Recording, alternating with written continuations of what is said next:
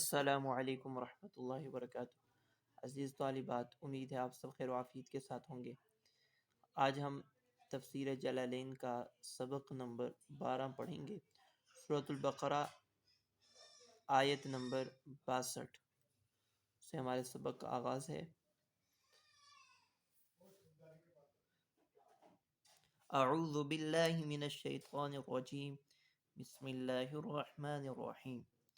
ان الذین آمنوا والذین هادوا والنصارى والصابئین من آمن باللہ والیوم الآخر وعمل صالحا فلهم اجرهم عند ربهم ولا خوف علیہم ولا هم يحزنون۔ صدق اللہ العظیم۔ جی، ترجمہ سماعت فرما لیں۔ بے شک وہ لوگ جو ایمان لائے اور جو لوگ یہودی ہوئے اور نصارہ اور صابی، ان میں سے جو ایمان لائے اللہ پر اور روز آخرت پر اور نیک اعمال کرتے رہے، تو ان کے لیے ان کے رب کے ہاں ان کا اجر ہے، اور ان پر نہ تو کوئی خوف ہوگا اور نہ وہ غمگین ہوں گے۔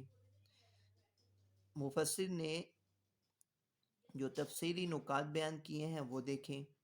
ان الذین آمنوا بالانبیاء من قبل، یعنی بے شک وہ لوگ کہ جو سابقہ انبیاء کرام پر ایمان لے آئے، والذین ہادوا ہم الیہود، اور جو یہودی مذہب کو اختیار کیا اور وہ یہودی ہیں، والنصارى والصابئین طائفۃ من الیہود او النصارى، اس کا تعلق صابئین کے ساتھ ہے کہ صابئین یہود یا نصارہ کا ایک گروہ ہے۔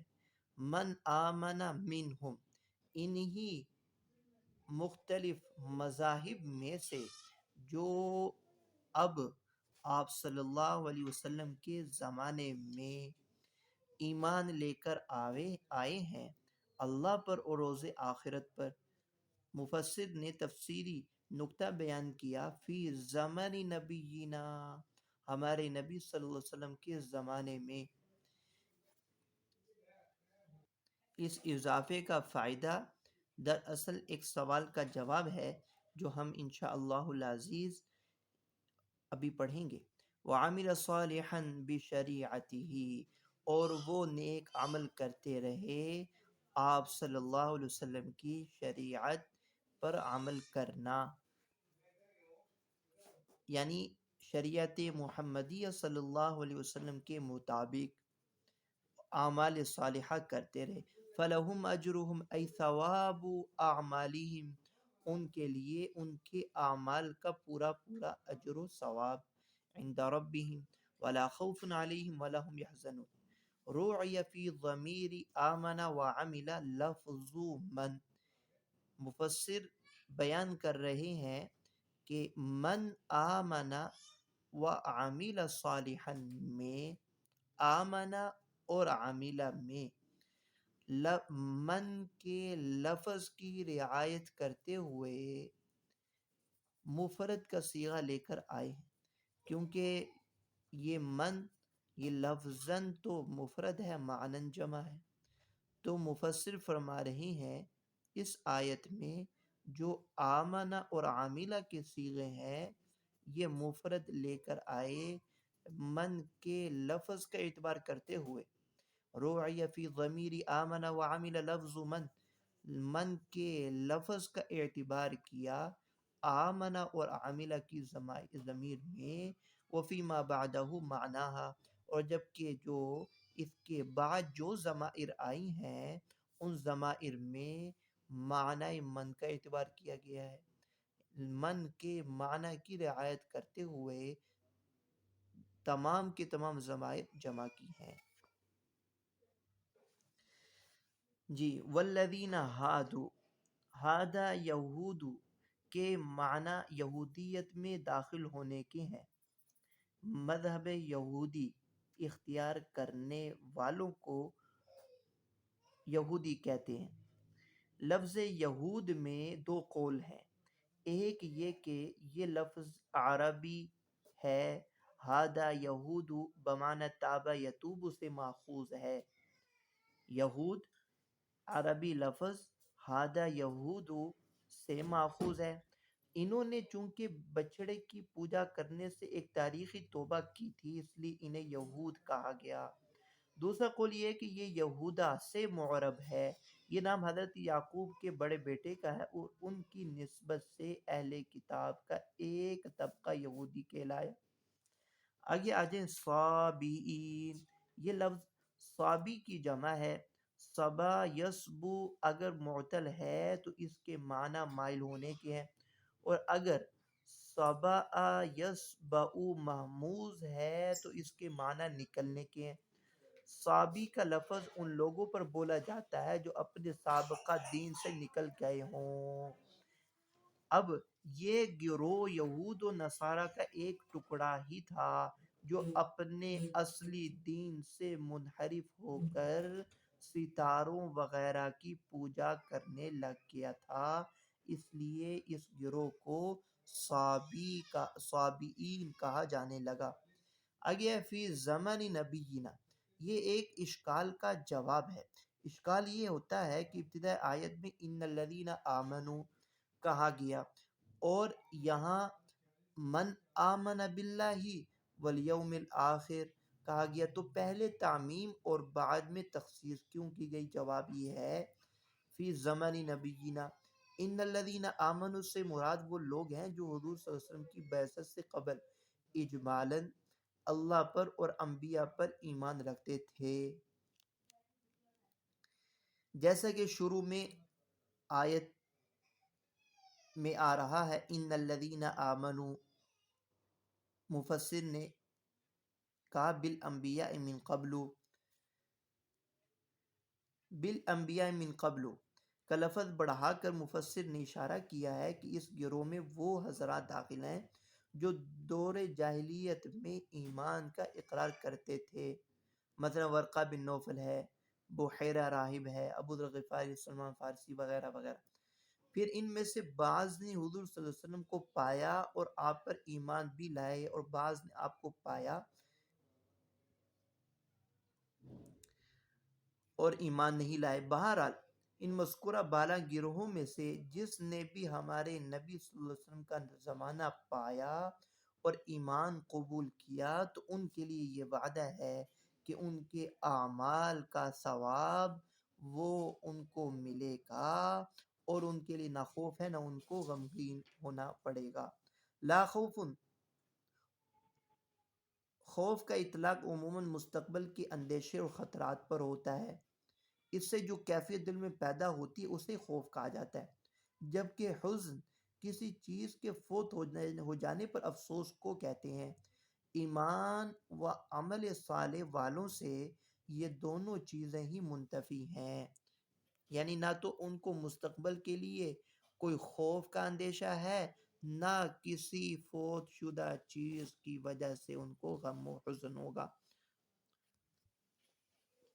جی اگلی آیت، وَإِذْ أَخَذْنَا مِيثَاقَكُمْ وَرَفَعْنَا فَوْقَكُمُ الطُّورَ خُذُوا مَا آتَيْنَاكُمْ بِقُوَّةٍ وَاذْكُرُوا مَا فِيهِ لَعَلَّكُمْ تَتَّقُونَ، اور تم یاد کرو جب ہم نے تم سے عہد لیا اور ہم نے تمہارے اوپر کوہ طور بلند کیا، اور ہم نے کہا جو ہم نے تم کو دیا ہے، یعنی جو ہم نے تم کو کتاب دی اس کو مضبوطی سے تھامو، اور جو اس میں احکامات ہیں اس کو یاد رکھو تاکہ تم بچو۔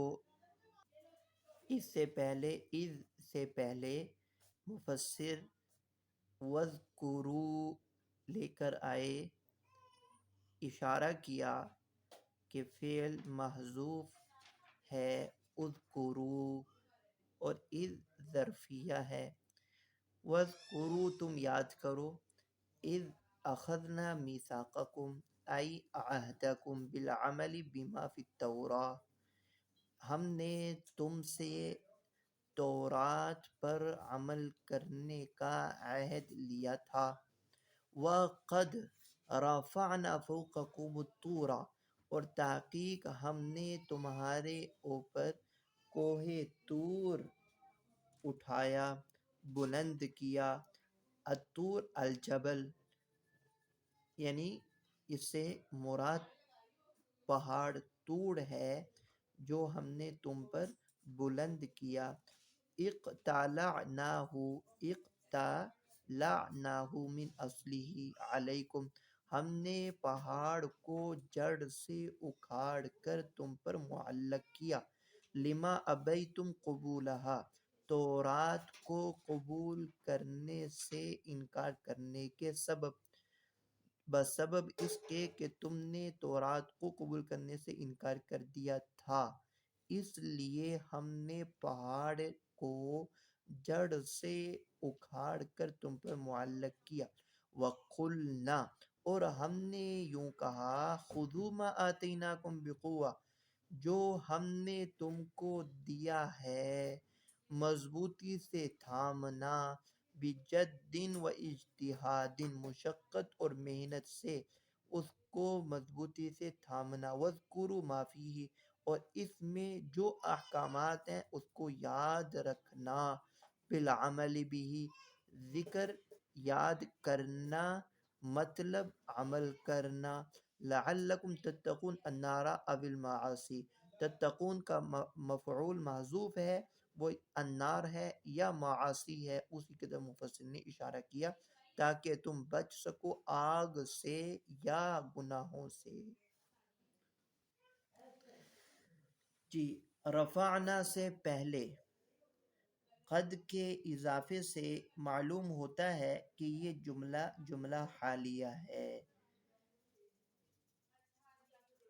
الطور، یہ ایک مخصوص پہاڑی سلسلے کا نام ہے جہاں حضرت موسیٰ کو کتاب اور نبوت ملی تھی۔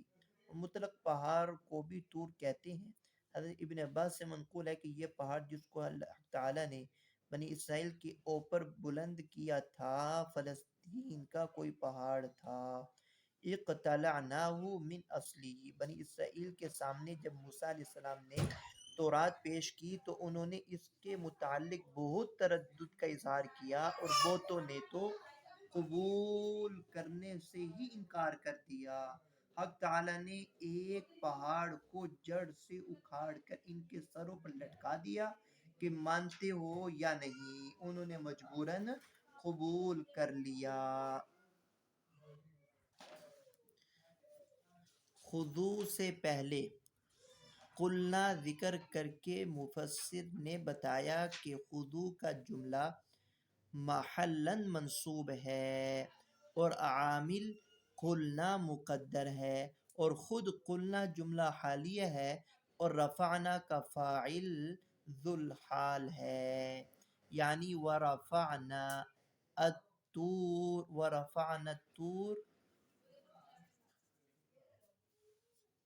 قائلین خذوا ما آتیناکم، ہم نے طور کو تم پر بلند کیا، یعنی پہاڑ کو تم پر اٹھایا، یوں کہتے ہوئے کہ جو ہم نے کتاب تم کو دی اس کو مضبوطی سے تھامنا۔ جی آگے دیکھیں، وَاذْكُرُوا مَا فِيهِ بِالْعَمَلِ بِهِ، وَاذْكُرُوا کے طریقے کی تعیین ہے، اس کو یاد رکھنا یہ ہے کہ اس پر عمل کرنا، اس پر عمل کرنا۔ لَعَلَّكُمْ تَتَّقُونَ النَّارَ أَوِ الْمَعَاصِي، النار او المعاصی یہ تتقون کا مفعول ہے کہ تم بچ سکو آگ سے یا گناہوں سے۔ ثم تولیتم من بعد ذلك فلولا فضل اللہ علیکم ورحمتہ لکنتم من الخاسرین، پھر اس کے بعد تم پھر گئے، تم نے اعراض کیا، بس اگر اللہ کا فضل نہ ہوتا تم پر اور اس کی رحمت تو تم نقصان اٹھانے والوں میں سے تھے۔ لَكُنْتُم مِّنَ الْخَاسِرِينَ، تم نقصان اٹھانے والوں میں سے تھے۔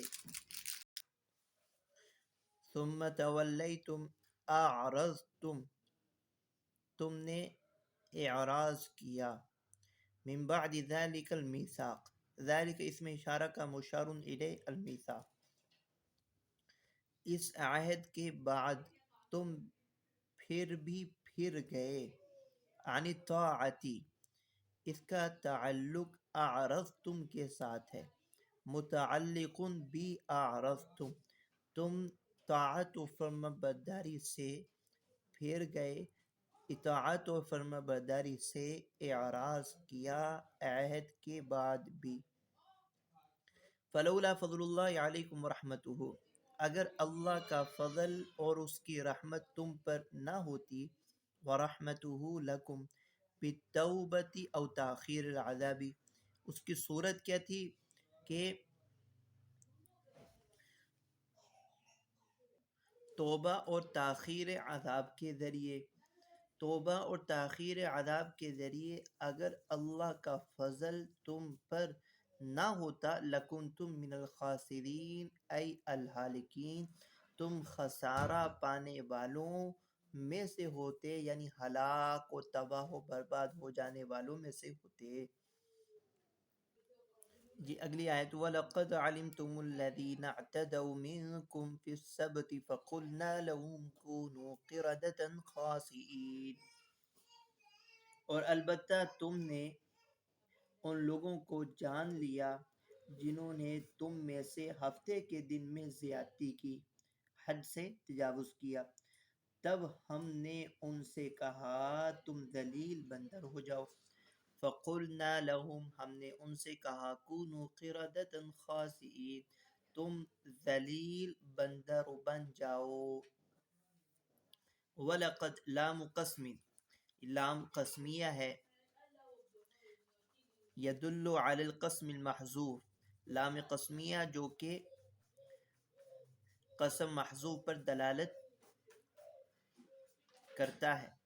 علمتم ای عرفتم، تم نے جان لیا یعنی پہچان لیا، الذین اعتدوا تجاوزوا الحد، جنہوں نے حد سے تجاوز کیا، منکم تم ہی میں سے، ہفتے کے دن کے بارے میں، بصید السمک، ان کا حدود سے تجاوز کرنا، حکم عدولی کرنا کیا تھا، ہفتے کے دن مچھلی کا شکار کیا، وقد نہیناکم عنہ، جس سے ہم نے تم کو روکا تھا، وہم اہل ایلا، اور تم جانتے تھے وہ اہل ایلا،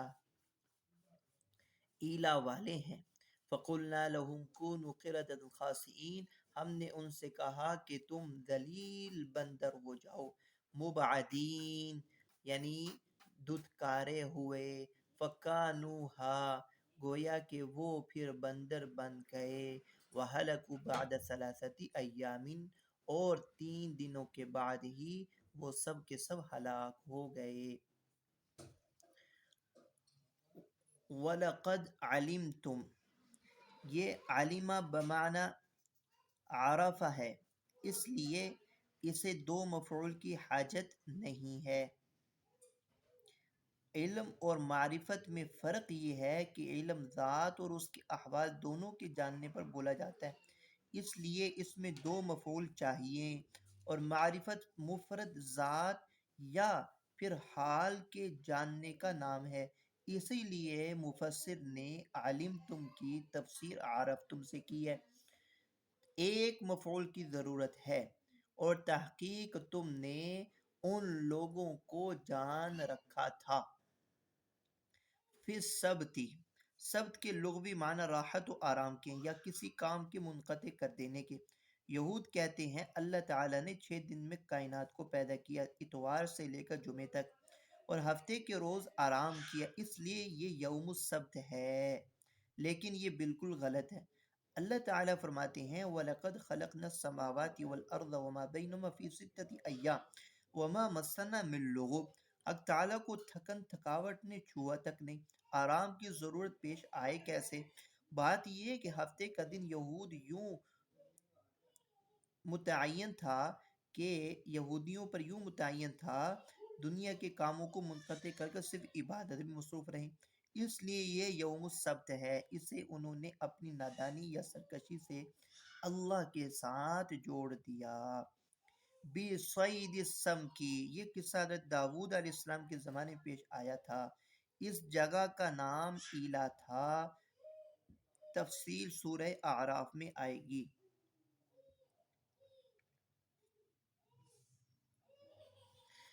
جی اگلی آیت، فَجَعَلْنَاهَا نَكَالًا لِمَا بَيْنَ يَدَيْهَا وَمَا خَلْفَهَا وَمَوْعِظَةً لِلْمُتَّقِينَ، پھر ہم نے اسے سامنے والوں کے لیے اور پیچھے آنے والوں کے لیے عبرت بنا دیا۔ ہم نے اس سزا کو موجودہ اور آئندہ آنے والوں کے لیے عبرت بنا دیا۔ وَمَوْعِظَةً لِلْمُتَّقِينَ، اور پرہیزگاروں کے لیے نصیحت، پرہیزگاروں کے لیے نصیحت بنا دیا۔ فَجَعَلْنَاهَا أَيْ تِلْكَ الْعُقُوبَةَ، اس سزا کو ہم نے نکالن ای عبرتن، ایسی عبرت بنایا، مانعتن من ارتکاب مثل ما عملو، عبرت کے معنی کیا ہے وہ مفسر نے بیان کیے۔ عبرت کہتے ہی ہیں کہ جو ایسے اعمال کے ارتکاب سے روکے۔ عبرتن، ہم نے اس سزا کو بطور عبرت بنا دیا، مانعتن من ارتکاب مثل ما عملو، ان جیسے اعمال کے ارتکاب سے روکنے والی ہے۔ لما بین یدیہا، سامنے والوں کو، وما خلفہا ای للامم التی فی زمانہا وبعدہا، یعنی کہ موجودہ اور آئندہ آنے والی امتوں کے لیے۔ وموعظۃ للمتقین، اللہ تعالیٰ سے ڈرنے والوں کے لیے نصیحت بنا دی۔ وخصوا بالذکر، متقین کو بطور ذکر کے خاص کیا، کیوں؟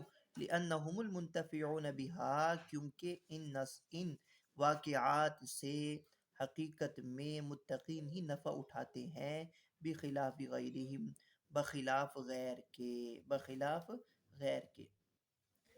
نکالن لفظی معنی روکنے کے ہیں، چونکہ سزا ارتکاب جرم سے مانع بنتی ہے، اس لیے اسے نکال کہتے ہیں۔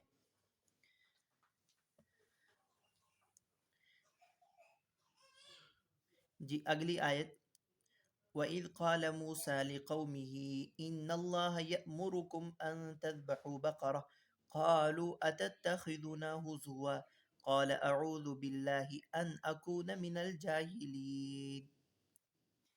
اور جب موسیٰ علیہ السلام نے اپنی قوم سے کہا، بے شک اللہ تمہیں حکم دیتا ہے کہ تم ایک گائے ذبح کرو، وہ کہنے لگے، کیا تم ہم سے مذاق کرتے ہو؟ اتتخذون ہزوا، مذاق کرتے ہو؟ قال، حضرت موسیٰ نے کہا، اعوذ باللہ، میں اللہ کی پناہ چاہتا ہوں اس بات سے کہ میں جاہلوں سے ہو جاؤں۔ مفسر کہہ رہے ہیں وَذْكُرْ، آپ یاد کیجئے، اذ قال موسیٰ لقومہ، جب موسیٰ علیہ السلام نے اپنی قوم سے کہا، کب؟ وَقَدْ قُتِلَ لَهُمْ قَتِیلٌ، اس حال میں کہ جب انہی میں ایک شخص قتل کیا گیا تھا، لا یدری قاتل، جس کا قاتل معلوم نہ تھا، وَسَأَلُوهُ أَن يَدْعُوَ اللَّهَ أَن يُبَيِّنَهُ لَهُمْ، اور ان قوم نے حضرت موسیٰ سے درخواست کی کہ وہ اللہ سے دعا کریں، اللہ تعالیٰ ان کے لیے اس قاتل کو بیان کر دیں۔ فدعوا، چنانچہ حضرت موسیٰ علیہ السلام دعا کی تو اپنی قوم سے کہا، بے شک اللہ تعالیٰ تم کو ایک گائے ذبح کرنے کا حکم دیتا ہے، تو وہ آگے سے بولے، کیا تم ہم سے مذاق کرتے ہو؟ محذوبا بنا حیث تجیبون بمثل ذلک، یوں جواب دے کر کیا تم ہمارا مذاق اڑا رہے ہو؟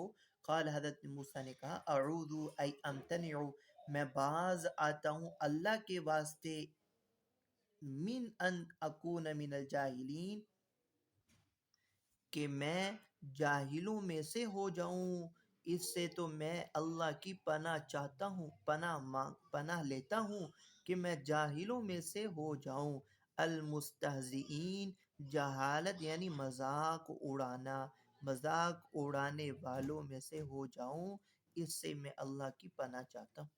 فلما علموا انه عزم قالوا ادع لنا ربك يبين لنا ما هي قال انه يقول انها بقرة لا فارض ولا بكر عوان بين ذلك فافعلوا ما تؤمرون۔ جب انہوں نے سمجھ لیا کہ حضرت موسیٰ حقیقت کہہ رہے ہیں تو وہ بولے اللہ تعالیٰ سے، اپنے پروردگار سے ہمارے لیے دعا کیجئے، وہ ہمارے لیے بیان کر دے اس کی حقیقت کیا ہے، تو یعنی اس کا رنگ کیا ہے، یا ما ہیا ای ما سنھا، اس کی عمر کیا ہے۔ تو حضرت موسیٰ علیہ السلام نے کہا بے شک وہ فرماتے ہیں کہ وہ گائے نہ بوڑھی ہو اور نہ ہی چھوٹی عمر کی، اس کے درمیانی جوان ہو، اس کے درمیان جوان ہو۔ فَفْعَلُوا مَا تُؤْمَرُونَ، پس تمہیں جو حکم دیا جاتا ہے وہی کرو، جو تمہیں حکم دیا جا رہا ہے وہی تم کرو۔ ماہیہ قالوا ادع لنا ربک یبین لنا ماہیہ، تو وہ بولے آپ اپنے پروردگار سے دعا کیجئے وہ ہمارے لیے بیان کر دے وہ کیسی ہے، ای ما سن، اس کی عمر کتنی ہو۔ حضرت موسیٰ نے کہا بے شک ہو ضمیر کا مرجع اللہ ہے، بے شک اللہ تعالی وہ فرماتے ہیں کہ وہ گائیں نہ بوڑھی ہو، مسنتن، نہ وہ زیادہ عمر کی ہو، ولا بکر صغیرت، نہ ہو وہ بچڑا یعنی گائے کا چھوٹا بچہ، عوان ای نصف، متوسط عمر کی ہو، بین ذالک المذکور من السنین، مذکورہ عمروں کے درمیان متوسط عمر یعنی درمیانی جوان ہو۔ فَفْعَلُوا مَا تُؤْمَرُونَ بِهِ، جس کا تم کو حکم دیا جا رہا ہے وہی کرو، یعنی من ذبحها، ایسی گائے کو ذبح کرنے کا جو حکم جو تم کو دیا جا رہا ہے وہ تم کرو۔ یہ من ذبحها، یہ من بیانیہ ہے ماں کے بیان کے لیے کہ جو حکم یعنی جو ذبح کرنے کا تم کو حکم دیا جا رہا ہے وہ تم کرو، ویسا ہی تم کرو۔ قالوا ادع لنا ربك يبين لنا ما لونها، تو وہ بولے آپ ہمارے لیے اپنے پروردگار سے دعا کیجئے وہ ہمارے لیے بیان کر دے ما لون، اس کا رنگ کیا ہے۔ حضرت موسیٰ نے کہا بے شک وہ فرماتے ہیں کہ وہ گائیں صفراء، زرد رنگ، فاقع، شوخ زرد رنگ کی گائے ہو، لونہا شدید الصفرا تسر الناظرین، لونہا تسر الناظرین، کہ اس کا رنگ ایسا ہو جو دیکھنے والوں کو خوش کر دے۔ ترجمہ دوبارہ سن لیجئے۔ حضرت موسیٰ نے کہا بے شک وہ فرماتے ہیں وہ گائیں شوخ رنگ کی، زرد رنگ کی گائیں ہو کہ جس کا رنگ دیکھنے والوں کو خوش کر دے۔ فاقع من الفقوع خلوص الصفر، گہرا زرد رنگ، لونہا شدید الصفرا، شدید زرد رنگ کی، تسر الناظرین الیہا، متعلق محذوف، اس کو مفسر نے بیان کیا کہ اس کو دیکھنے والے خوش ہو جائیں، وہ خوش کر دے دیکھنے والوں کو، بحسنہا، حسن کی وجہ سے، آئی تعجبہم، اس کی رنگت خوبصورتی وہ دیکھنے والوں کو خوش کر دے، تعجب میں ڈال دے۔ قالوا ادع لنا ربك يبين لنا ما هي، وہ بولے آپ ہمارے لیے اپنے پروردگار سے دعا کیجیے، وہ ہمارے لیے بیان کر دے ماہیہ وہ کیسی ہے، اسائمۃ ام عاملۃ وہ چرنے والی ہو یا کام کاج کرنے والی گائے ہو۔ ان البقرہ تشابہ علینا بے شک کہ گائیں ہم پر مشتبہ ہو گئی، و انا انشاء اللہ لمہتدون بے شک اگر اللہ نے چاہا تو ہم اس کو پا لیں گے، یعنی اس تک ہم رسائی حاصل کر لیں گے۔ آیت کا ترجمہ دوبارہ سن لیں۔ انہوں نے کہا ہمارے لیے اپنے پروردگار سے دعا کریں، وہ ہمیں بتلائے وہ کیسی ہے، کیونکہ گائیں ہم پر مشتبہ ہو گئی، اور اگر اللہ نے چاہا تو بے شک ہم ضرور ہدایت پالیں گے، ہم اس گائیں تک رسائی پالیں گے۔ اسائمۃ ام عاملۃ وہ چرنے والی ہے یا وہ کام کاج کرنے والی۔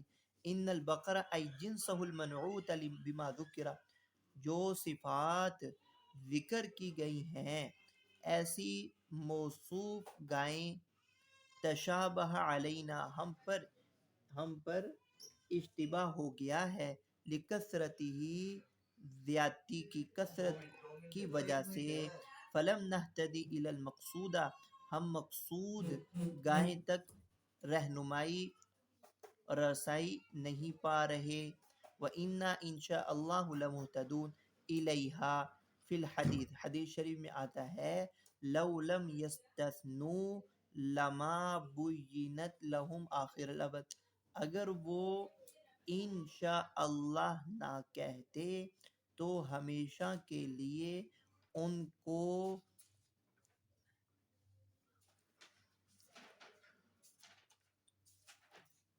ان کے لیے وہ گائیں بیان نہ کی جاتی، یعنی وہ اس مقصود اور گائیں تک رسائی حاصل نہ کر سکتے۔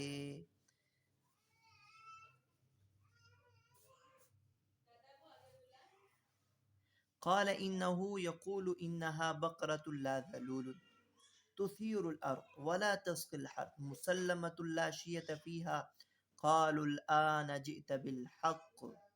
جی حضرت موسیٰ علیہ السلام نے کہا بے شک وہ فرماتا ہے وہ ایک گائے ہے لا ذلول کہ جس سے خدمت نہیں لی گئی، تثیر الارض نہ وہ زمین جوتتی ہے، اور نہ ولا تسقی الحرث اور نہ وہ کھیتی کو پانی دیتی، مسلمۃ بے عیب ہے، لا شیۃ فیہا اس میں کوئی داغ نہیں، قالوا الآن جئت بالحق وہ بولے اب تم ٹھیک بات لے آئے ہو، فذبحوها وما كادوا يفعلون انہوں نے اس گائے کو ذبح کیا جبکہ معلوم ہوتا تھا وہ ایسا کرنے والے نہیں ہیں۔ فذبحوها وما كادوا يفعلون پھر انہوں نے اس گائے کو ذبح کیا، وہ لگتے نہ تھے کہ وہ ذبح کریں گے، لگتے نہ تھے وہ ذبح کریں گے۔ اب ہم تفصیلی نکات کی طرف آتے ہیں۔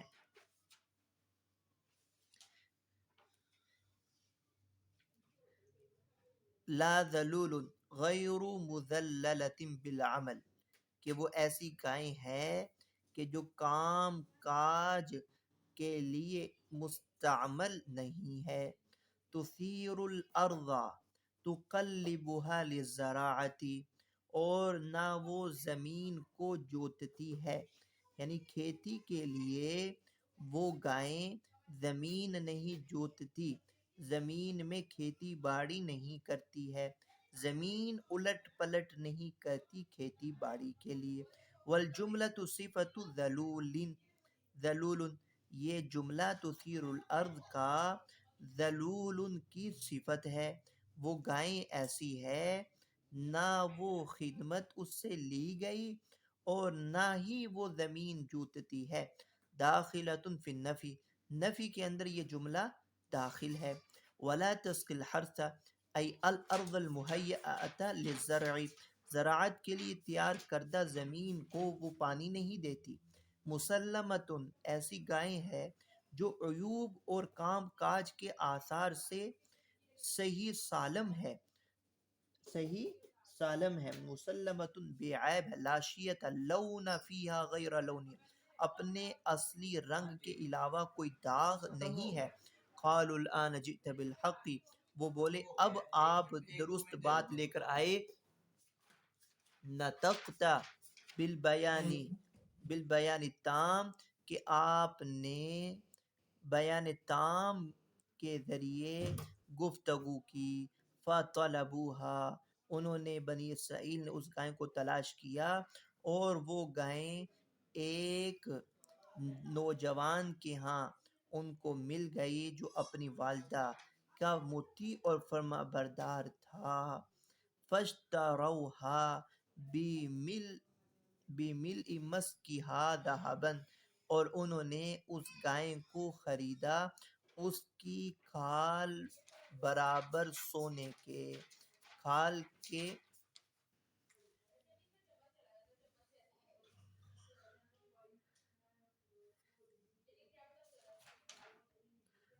اس گائے کے کھال بھر کر سونے کے عوض انہوں نے اس گائے کو خریدا۔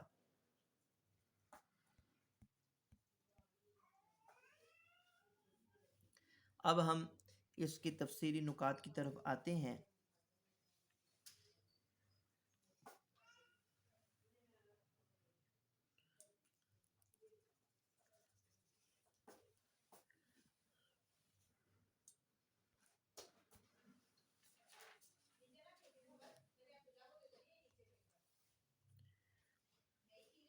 جی وقد قتل لہم قتیل، یہاں جو ذبح بقرہ کا یعنی گائے ذبح کرنے کا واقعہ نقل کیا گیا ہے، اس کی ابتدا ایک شخص کے قتل کے قصے سے ہوتی ہے۔ اللہ تعالیٰ نے اس ابتدائی جز کو ذبح بقرہ کے واقعے کے بعد متصلاً ذکر کیا ہے، جو اگلا آ رہا ہے کہ اس شخص کے قتل کا قصہ اس گائے کے ذبح کے واقعے کے بعد اس کو متصلاً ہی ذکر کیا ہے۔ چنانچہ فرمایا وَإِذْ قَتَلْتُمْ نَفْسًا فَادَّارَأْتُمْ فِيهَا۔ سوال، واقعے کی ابتدائی جز کو بعد میں اور درمیانی جز کو پہلے بیان کرنے کی حکمت کیا ہے؟ جواب، اللہ کے کلام کی حکمتوں کا احاطہ کون کر سکتا ہے؟ بظاہر معلوم ہوتا ہے قرآن کریم چونکہ تاریخی واقعات و حکایات کی کتاب نہیں، اس میں وقائع کی ترتیب کا لحاظ ضروری ہو،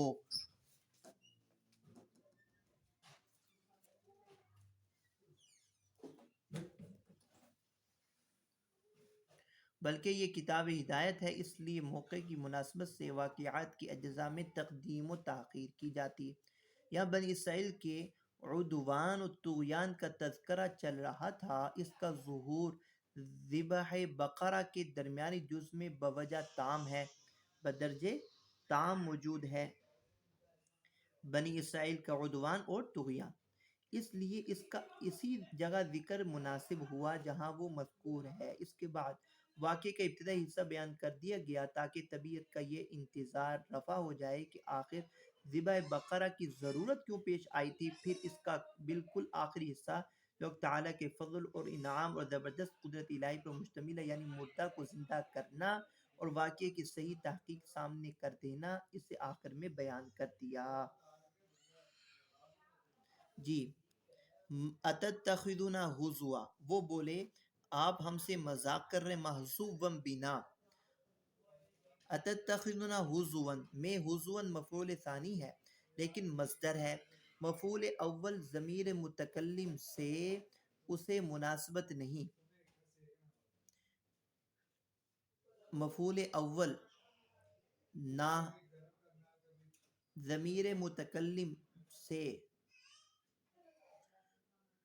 اسے مناسبت نہیں ہے، یعنی کہ مفعول ثانی کو مفعول اول کے ساتھ مناسبت نہیں، کیونکہ مصدر کا اطلاق ذات پر مبنی ہے۔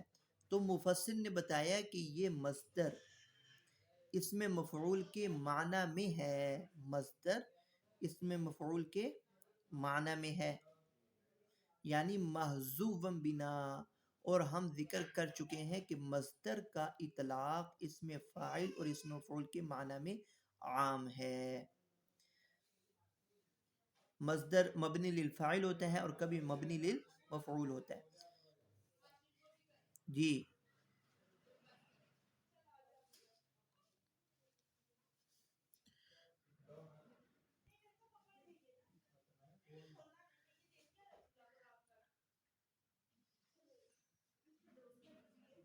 مثل ذالک، یعنی ہم تو سوال کرتے ہیں کہ قاتل کا پتہ لگائیے اور آپ جواب دیتے ہیں کہ بیل ذبح کرو.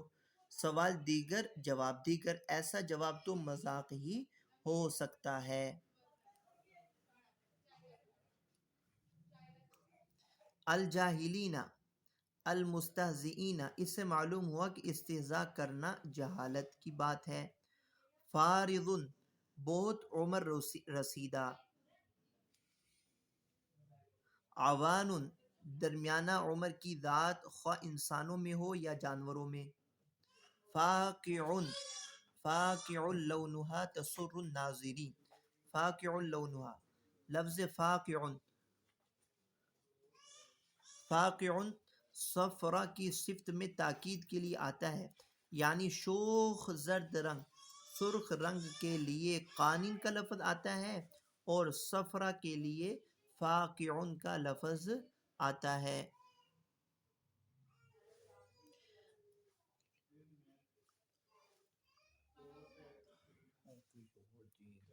جی آگے ہے ولا تسق الحرث، اس کا عطف تثیر الارض پر ہے اور لا تاکید کے لیے ہے. وہ یہ ظاہر کرتا ہے کہ یہ جملہ بھی لا ذلول والے لا کے تحت ہے. جیسا کہ ہم نے پڑھ لیا تھا کہ تثیر الارض، یہ جملہ ذلول کی صفت ہے. تثیر الارض کا جملہ ذلول کی صفت ہے اور یہ موصوف اور صفت دونوں لا نافیہ کے تحت ہیں. یہ تثیر الارض صفت، ذلول موصوف، یہ موصوف اور صفت یہ دونوں لا نافیہ کے تحت ہیں، یعنی وہ کام میں جتا ہوا نہ ہو، کام میں جتا ہوا نہ ہو. لا شیعہ، شیعہ اصل میں وشیون ہے، اس میں تعلیل ہوئی جیسے وعدہ سے عدت بنا ہے.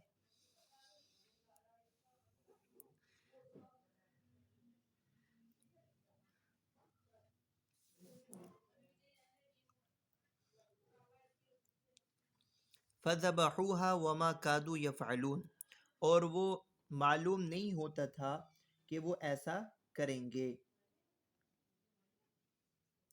لِغَلَاءِ ثَمَنِهَا، قیمت کے مہنگا ہونے کے سبب. وفی الحدیث لو ذبحوا ای بقرہ کانت لاجزأتهم، حدیث شریف میں آتا ہے اگر وہ کوئی گائے بھی ذبح کر دیتے تو وہ ان کو کافی ہو جاتی. ولیکن شددوا علی انفسہم فشدد اللہ علیہم، لیکن جب انہوں نے اپنے لیے سختی کی تو اللہ تعالی نے بھی ان پر سختی کر دی اور حکم کو سخت کر دیا. وما کادو یفعلون، اور وہ ذبح کے قریب نہ تھے، یعنی وہ ذبح کرنا چاہتے نہیں تھے. ایسا کیوں تھا؟ مفسر نے جواب دیا کہ اس کی قیمت گراں ہونے کے باعث وہ اس سے کترانا چاہتے تھے، لیکن قرآن کے سیاق کلام سے قیمت کی زیادتی مفہوم نہیں ہوتی. بظاہر اس کی وجہ یہ معلوم ہوتی ہے وہ رسوائی کے خوف سے آنا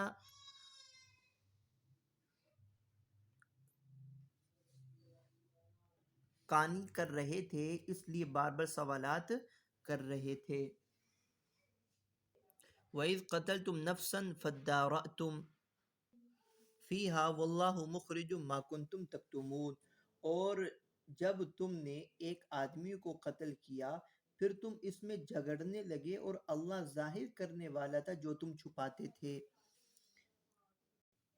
وَإِذْ قَتَلْتُمْ نَفْسًا، اور جب تم نے ایک آدمی کو قتل کیا، فَادَّارَأْتُمْ فِيهِ ادغام التاء فی الاصل فی الدال، اس میں تا کا دال میں ادغام ہوا ہے، ای تخاصمتم وتدافعتم، تم جھگڑنے لگے اور الزام ایک دوسرے پر لگانے لگے، فیہا واللہ مخرج مظہر، اللہ ظاہر کرنے والے تھے جو تم چھپا رہے تھے، من امرہا، اس آدمی کا معاملہ جو تم چھپا رہے تھے اللہ اس کو ظاہر کرنے والے تھے۔ وَهَذَا اعتراض، یہ جملہ معترضہ ہے، یہ جملہ معترضہ، وَهُوَ أَوَّلُ الْقِصَّةِ، اور یہ قصے کا ابتدائی حصہ ہے۔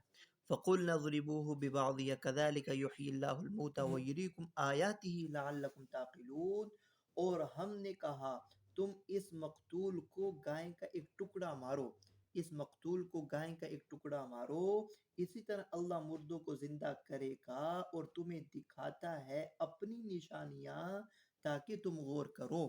فقلنا اضربوه اے القتیل، اس مقتول کو مارو، ببعضها، یعنی اس گائے کا ایک حصہ، تم مقتول کو مارو، فضرب بلسانها، پس اس گائے کی زبان اس مقتول کو لگائی گئی، ماری گئی، او عجب ذنبها، یا اس گائے کی دم کی جڑ اس مقتول کو لگائی گئی، فحیا، اور وہ زندہ ہو گیا، تو وہ زندہ ہو گیا، وقال قتلنی فلان وفلان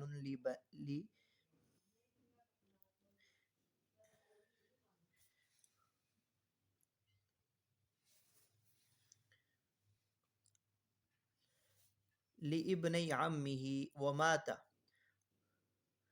فحرم الميراث وقتلا، اور وہ بولا کہ مجھے میرے چچا زاد بھائیوں میں سے فلاں فلاں نے قتل کیا، وہ ماتا، اور اتنا بتا کر ہی وہ مر گیا، چنانچہ ان دونوں کو، اس کے وہ رشتہ دار جو اس کو قتل کرنے والے تھے، اس کی میراث سے محروم کر دیے گئے اور ان کو قصاصاً قتل کر دیا گیا۔ قال تعالی، اللہ تعالی فرماتے ہیں، کذالک الاحیاء، یوں زندہ کرنا، یحیی اللہ الموتى، اللہ تعالی یوں ہی مردوں کو زندہ کریں گے، وَيُرِيكُمْ آیَاتِهِ ای دلائل قدرتی، اللہ تعالیٰ تم کو اپنی قدرت کی نشانیاں ای دلائل دکھاتے ہیں تاکہ تم غور فکر کرو، تدبرون فتعلمون ان القادر على احیاء نفس واحدۃ قادر على احیاء نفوس کثیرہ فتؤمنون، کہتا ہے تاکہ تم یہ بات جان لو کہ جو ایک انسان کے زندہ کرنے پر قادر ہے وہ بہت سارے انسانوں کے زندہ کرنے پر بھی قادر ہے، اور تم بعث بعد الموت پر ایمان لے آؤ، بعث بعد الموت پر ایمان لے آؤ۔ جی، ادارأتم، اصل میں تدارأتم باب تفاعل سے ہے، تا کو دال سے بدل کر دال میں ادغام کر دیا اور شروع میں حمزہ وصلی بڑھا دیا، اس طرح یہ ادارأتم ہو گیا، تا کو دال سے بدل کر دال کا دال میں ادغام اور شروع میں حمزہ وصلی بڑھا دیا۔ وَهَذَا اعتراض، آیت وَإِذْ قَتَلْتُمْ ذبح بقرہ اور اظہار قاتل کے پورے واقعے کے تسلسل کے درمیان میں آئی ہے۔ وَإِذْ قَتَلْتُمْ نَفْسًا فَادَّارَأْتُمْ فِيهَا وَاللَّهُ مُخْرِجٌ مَا كُنْتُمْ تَكْتُمُونَ، یہ آیت گائے کے ذبح اور قاتل کے ظاہر کر دینے کے پورے واقعے کے تسلسل کے درمیان میں آئی ہے، اور یہ ابتدائی واقعہ ہے، اس کی حکمت لکھی جا چکی ہے، بتائی جا چکی ہے۔ كَذَلِكَ الْإِحْيَاءُ يُحْيِي اللَّهُ الْمَوْتَى وَيُرِيكُمْ آيَاتِهِ دَلَائِلَ قُدْرَتِهِ لَعَلَّكُمْ تَعْقِلُونَ۔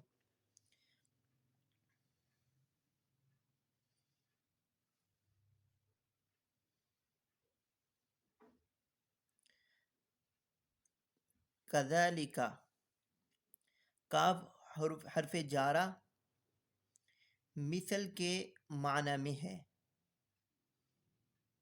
یعنی مثل ذالک الاحیائی، مثل ذالک الاحیائی، اسی زندہ کرنے کی طرح ہی اللہ مردوں کو زندہ کریں گے۔ کذالک محلا منصوب ہے، کیونکہ مفعول مطلق محذوف کی صفت ہے، مفعول مطلق محذوف کی صفت ہے۔ عبارت یوں ہے، یحیی اللہ الموتى احیاء مثل ذلک الاحیاء کذالک کائنا،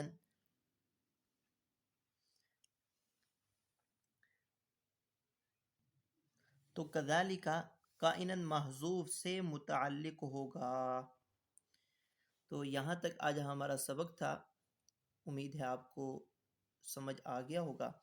وآخر دعوانا ان الحمد للہ رب العالمین۔ السلام علیکم ورحمۃ اللہ وبرکاتہ۔